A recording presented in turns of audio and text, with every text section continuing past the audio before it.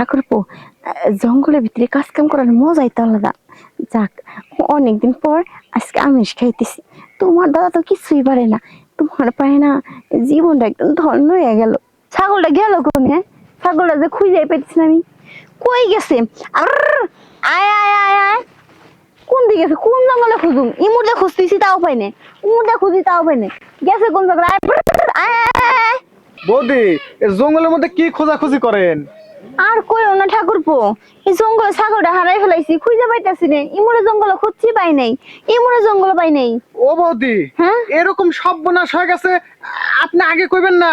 হ্যাঁ, কি সব বনে হইছে? রমেশ দা গত হইলো কবে? আর রমেশ দার শ্রাদ্ধ হইলো কবে? নিমন্ত্রণটা তো দিলেন না। দূর হারাম দাদা, তোর দাদা কোথায় বকির লিগা? তোর দাদা তো জীবিতই আছে। তো দাদা গত হয় না, এই যে আপনি বিধবার শাড়ি পরে ঘুরতেছেন। বৌদি, এইভাবে শ্রাদ্ধর মধ্যে যে দাওয়াত দিলেন না। তোরা কইছি না তোর দাদা গত হয় নাই?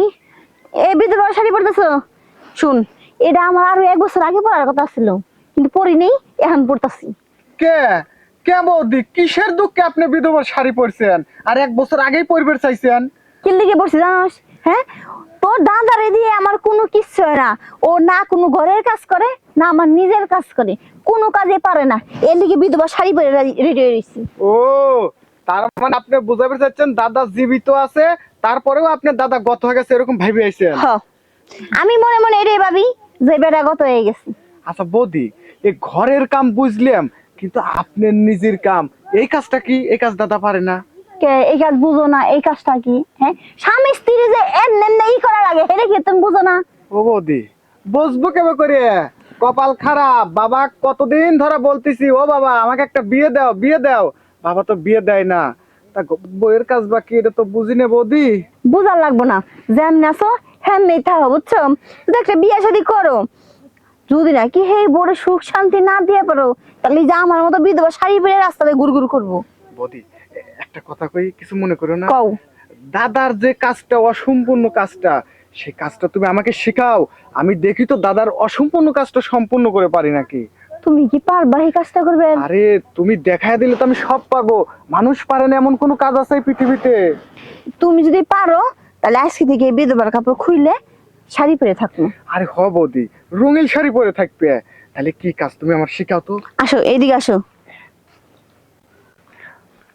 বৌদি, হ্যাঁ, এই জায়গায় নিয়ে লেকে?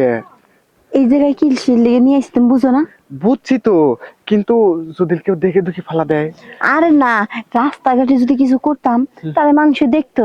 এই জঙ্গলের ভিতরে নিয়ে আইছি, কেউই দেখবো না, শুধু তুমি আর আমি। আবার আপনার ছাগলটা কোন দিক দিয়ে গেল? যদি ছাগল দেখে যদি দাদার কাছে আবার বলে দেয়? আরে পাগল হয়েছো নাকি? ছাগল কি এর কথা কয়ে পারে নাকি যে ছাগল কয়ে দিব? আগে কাজ কামটা করি, তারপর দুজনে মিলে ছাগলটা খুঁজবানি। আচ্ছা ঠিক আছে, আপনি শুয়ে পড়েন, আমারও সহ্য হচ্ছে না। আচ্ছা আসো। ওয়াও, বৌদি যে নেশপাতি দুদিন না সেই। ঠাকুরপো, জঙ্গলের ভিতরে কাজ কাম করার মজাই তো আলাদা। যাক, অনেকদিন পর আজকে আমিষ খাইতেছি। তোমার দাদা তো কিছুই পারে না, তোমার পারে না, জীবনটা একদম ধন্য হয়ে গেল। বৌদি, নিরামিষের স্বাদ ভালো না আমিষের স্বাদ ভালো? কত দেখি। ও বৌদি, হ্যাঁ, এই কাজ তো ভালো কাজ বৌদি।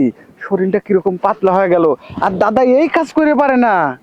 পারলে কি আর আমি এই যে এই শাড়ি পিনে থাকতাম? আচ্ছা যাই হোক বৌদি, আপনি আপনার ছাগলটা খোঁজেন ভালো করে, দেখেন তো ছাগলটা পান নাকি। হ্যাঁ, হ, আমি আমার ছাগলটা খুঁজি, তুমি একটু খুঁজে দিবা। চলেন যাই। আসো। আয়, আয়, আয়, আয়, আয়, আয়, আয় আয়। রে, কই